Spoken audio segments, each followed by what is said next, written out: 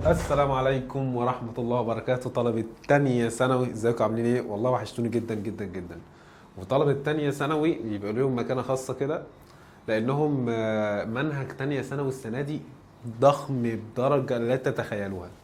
رخم رخم حرفيا، يعني تقيل حرفيا. قال لي ماشي يا مستر، يلا بينا نبدأ كده في الدرس التالت. احنا نزلنا الحصة الأولى والتانية، دي الحصة التالتة. قال لي بتتكلم عن ايه يا مستر؟ بتتكلم عن مجالات علم النفس وفروعه.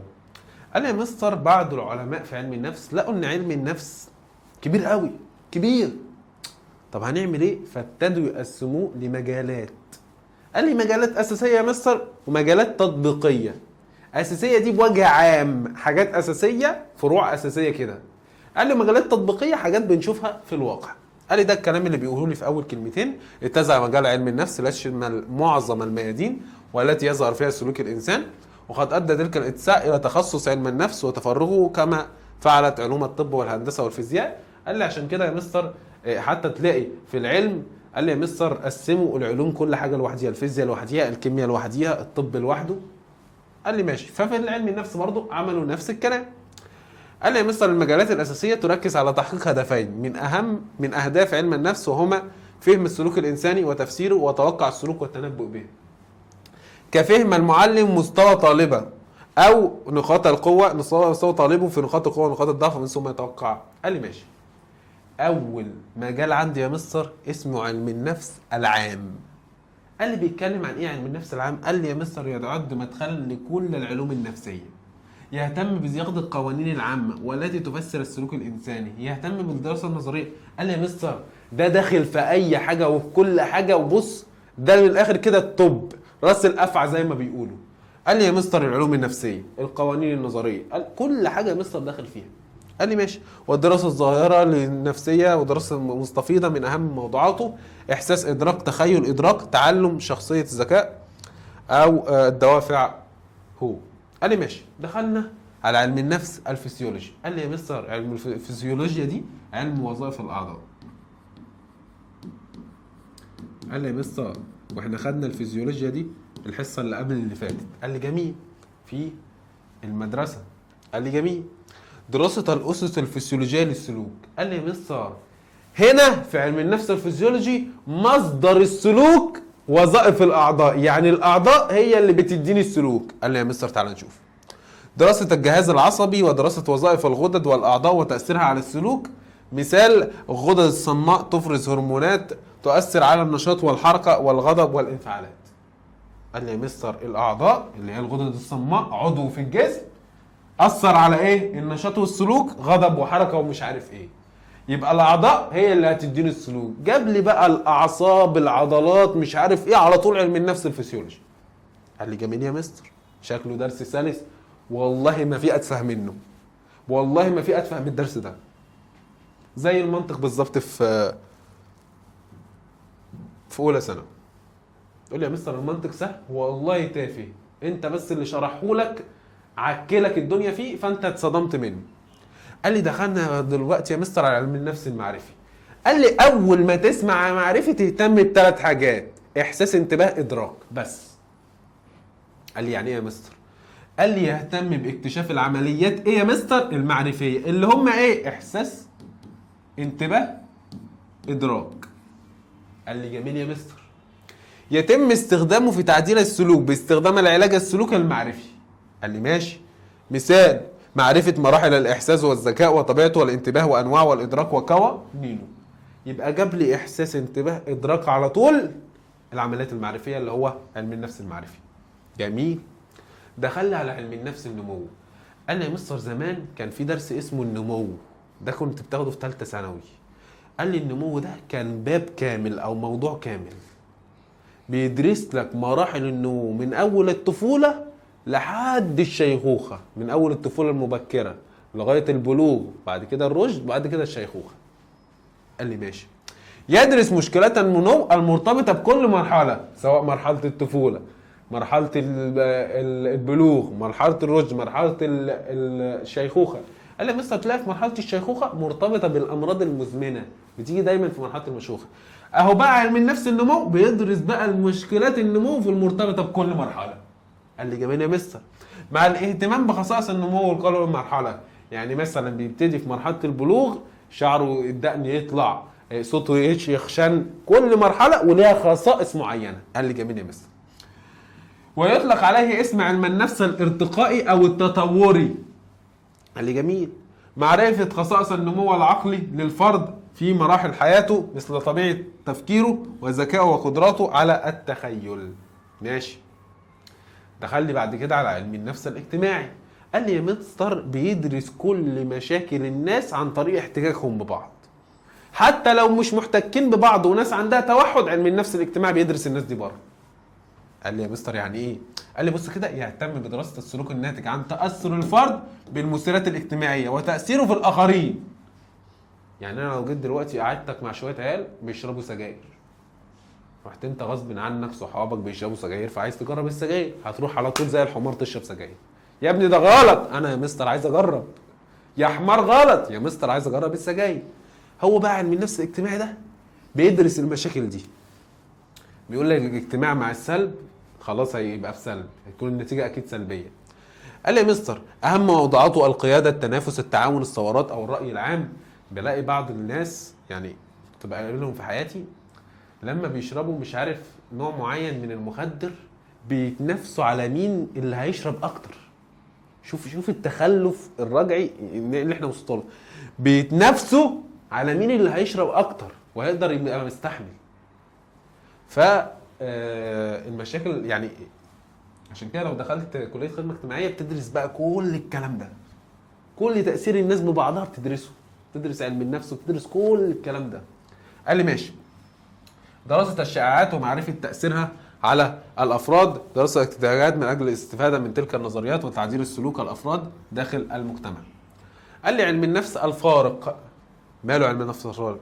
يهتم بدراسه الفروق والاختلافات النفسيه الافراد والجماعات المختلفه. قال لي يا مستر ده بيركز على الفروق ما بين الشخصيات. يعني ده عنده صبر طويل جدا عن ده. قال لي بيركز على الفروق ما بين الشخصيات، عشان كده لقبناه بعلم النفس الفارق. قال لي ماشي يا مستر. قال لي والسلالات وايضا بين الذكور والان، وذلك لكي يكشف عن اسباب هذه الفروق في عمليه التوجيه التعليمي والمهني. واذا كان علم النفس العام يكشف لنا كيف يشابه الافراد في علم النفس الفارق، يبين لنا كيف يختلف الافراد والى اي درجه يختلفون مستعينا بالمقاييس والاعتبارات النفسيه. مثال الفرق بين طلاب الصف الثالث الثانوي في ميولهم وقدراتهم العقليه. قال لي ماشي يا مستر. يبقى احنا درسنا كام علم نفس؟ قال لي 6 يا مستر. قال لي خدنا اول واحد علم النفس العام وقلنا عليه داخل في العلوم النفسيه والقوانين النظريه وداخل في كل حاجه. دخلنا بعد كده علم النفس الفسيولوجي، وقال لي ده مرتبط يا مستر بوظائف الاعضاء. وظائف الاعضاء او الاعضاء المعينه زي الاعصاب والقولون وكل الكلام دي هي اللي بتوجه لي السلوك او الهرمونات او غيرها.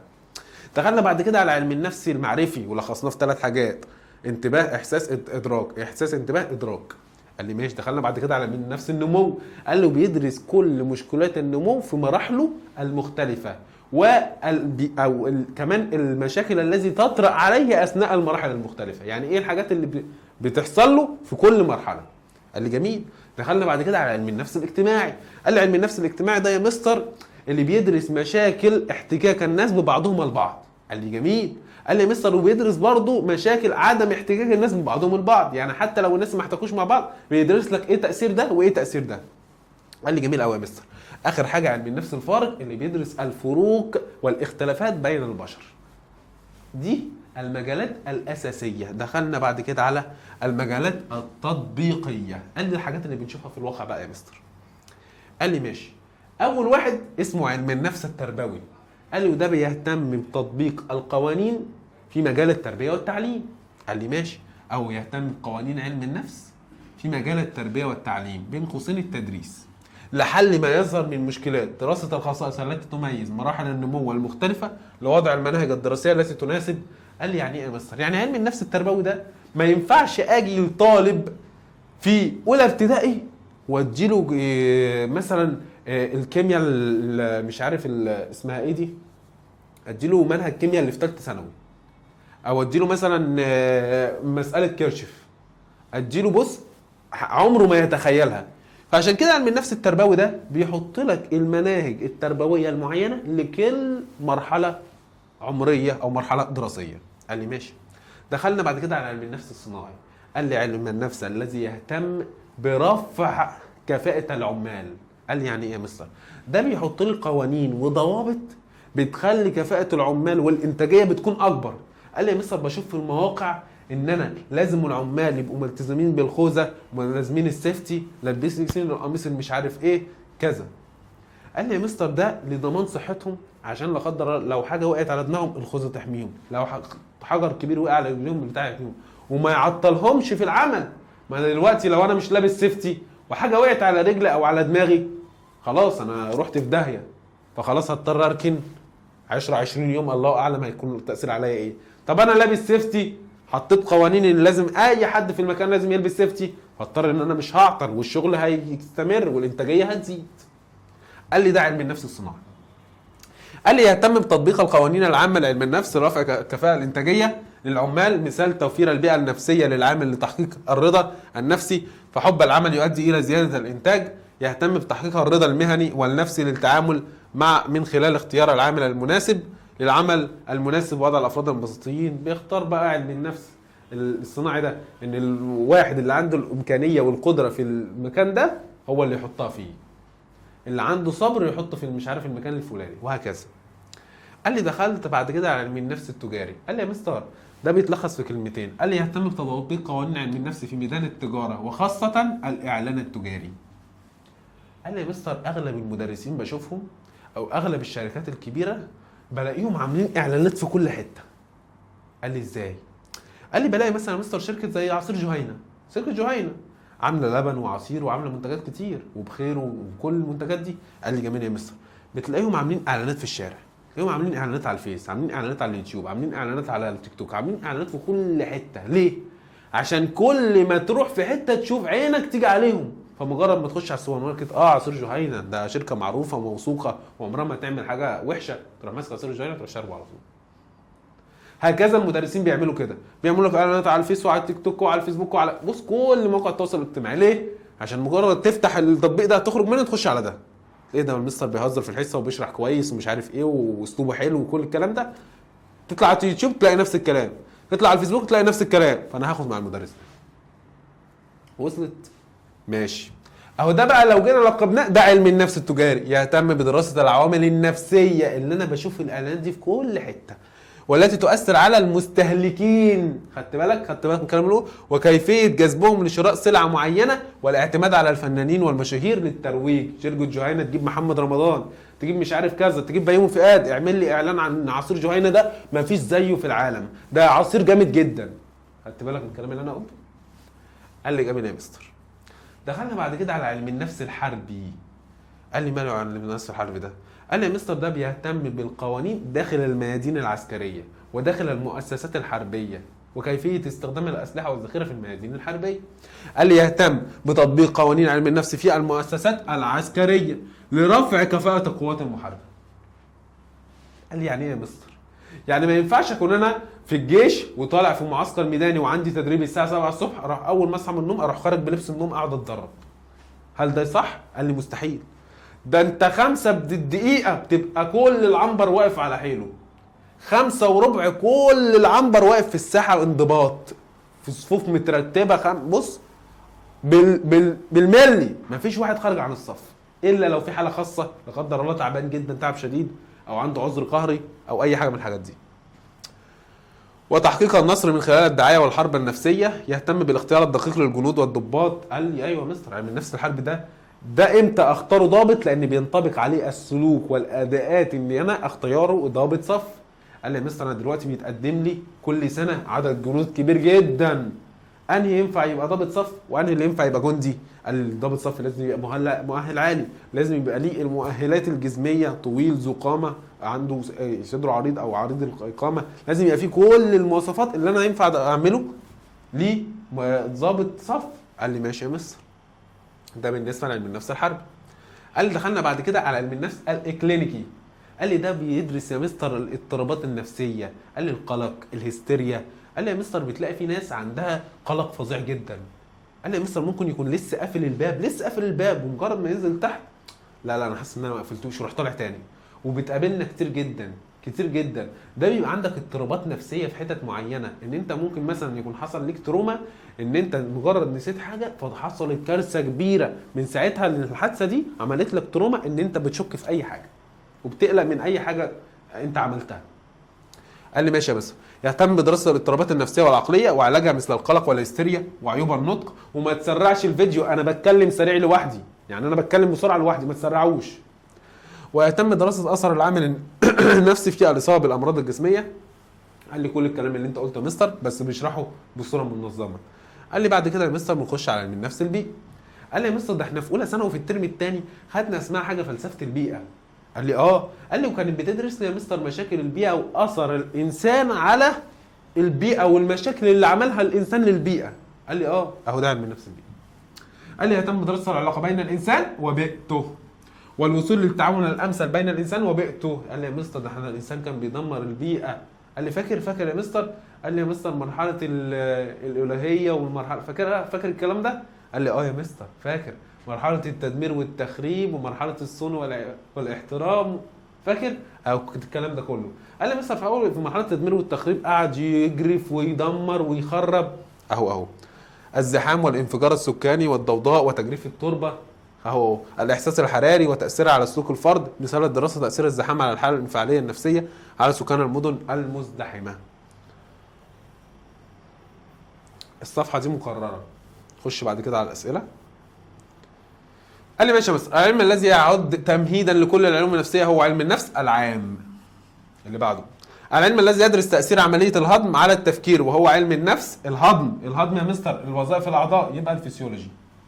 بص بحل في ثانيه الا ثانيه، درس تافه. قال لي سلوكنا يتوقف الى حد كبير على تكويننا الجسمي. تعتبر هذه الامور احد فروع علم النفس وهو علم النفس الفسيولوجي. تكويننا الجسمي وظائف الاعضاء. العلم الذي يدرس الاسباب النفسيه وراء النزاعات التي تقوم بين القبائل وبعضها بين بعضها وهو علم النفس. قال النزاعات الاسباب النفسيه وراء النزاعات التي تقوم بين القبائل، احتكاك الناس ببعض يبقى الاجتماعي. العلم الذي يهتم بدراسه اداء الطلاب في دول العالم الثالث والدول المقدمه. قال لي يا مستر بيدرس الفروق ما بين الطلاب هنا والطلاب هنا يبقى علم النفس الفارق اهو. قال العلم الذي يدرس الاختلافات السيكولوجيه بين المجتمعات وهو علم النفس. قال لي الاختلافات السيكولوجيه بين المجتمعات. قال لي الفرق برضه يا مستر بيدرس فروق. العمل الذي يدرس الخصائص الرئيسيه لمراحل النمو وكيفيه استخدامها في. قال لي ماشي يا مستر في وضع المناهج الدراسيه التي تتناسب مع مستويات النضج. قال لي يا مستر بيدرس مراحل النمو وكل مرحله لها ايه. قال لي يا مستر ده التربوي. العلم الذي يحرص على راحه العامل وكرامته. راحه العامل ده الصناعي. قال لي يا مستر كلمتين بجيب السؤال. انتهاز اللحظه السيكولوجيه المناسبه لاتمام الصفقه يشير ذلك الى علم النفس. قال لي يا مستر فسيولوجي، تجاري، مقارن، جنائي. قال لي يا مستر مقارن لا، جنائي لا. قال لي ان هي انتهاز اللحظه السيكولوجيه المناسبه لاتمام الصفقه. قال لي يا مستر فسيولوجي وظائف اعضاء يبقى هو الاقرب تجاري. قال العمل الذي تستعين بها الدول لوضع كل جندي. قال لي يا مستر الحلب على طول، جنود وبتاع ومش عارف ايه يبقى حربي مع ذكاء وسيادته. ماشي. عند ملاحظه وتحليل وتقدير ما لدى المريض من قدرات عقليه واتجاهات نفسيه واعراض مرضيه كمستوى القلق. قال لي قلق واكتئاب واضطرابات نفسيه يبقى كلينيكي. علم يتناول ظواهر مثل السلوك العنصري والصراع الدولي وهو علم النفس. قال لي يا مستر ده المفروض السياسي، مش عارف ليه مش حاطينه لكم السنه دي. العلم الذي يرتكز على تحقيق الهدفين الاول والثاني لعلم النفس وهو علم النفس. قال لي يا مستر ده الكلام ده كان بيتكلم في عليه الحصه اللي فاتت اللي هو السلوك ومش عارف ايه يبقى التربوي. العلم الذي يرتكز على تحقيق الهدف الثالث علم النفس هو بيئي، فسيولوجي، النفس الاجتماعي. علم الذي يتم الكشف عن القوانين الشامله التي تفسر سلوك الانسان. قال علم النفس العام يا مستر. 15 سؤال حليتهم معاك كده نبقى خلصنا الحصه دي. انتظرونا الحصه الجايه ان شاء الله. الحصه الجايه هنبقى خلصنا الفصل الاول بالكامل، بعد كده نخش على علم الاجتماع والسلام عليكم ورحمة الله وبركاته.